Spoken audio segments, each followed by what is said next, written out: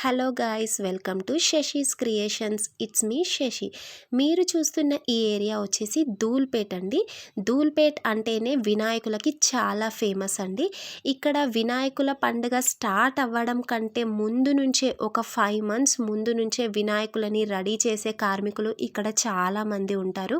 అసలు బయట ఎక్కడెక్కడి నుంచో వచ్చి ఇలా చూస్తున్నారు కదా, పెద్ద పెద్ద వినాయకులని పండుగకి ఒక 1 week ముందు నుంచే తీసుకొని వెళ్తుంటారు. అంత ఫేమస్ అండి. ధూల్పేట్ అంటేనే వినాయకులకు పెట్టింది పేరు. మండపాలలో వినాయకులని మామూలుగా మనం ఇంట్లో పూజించుకోవడానికి చూస్తున్నారు కదా, బుజ్జి వినాయకుడు ఇలా ఇవన్నీ పగడి వినాయకులండి.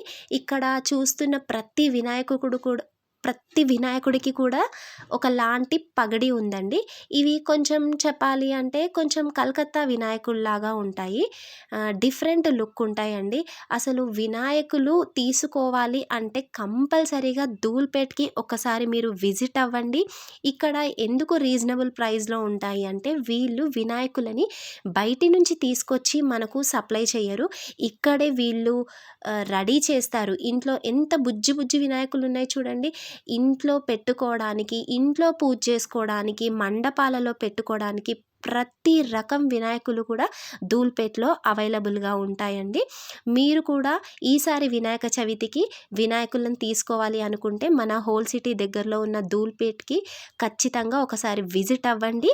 విజిట్ అయ్యి అక్కడ వినాయకులని చూసి మీరే తీసేసుకుంటారు. అంత బాగుంటాయి. ధూల్పేట్ అంటేనే వినాయకులకి పెట్టింది పేరు.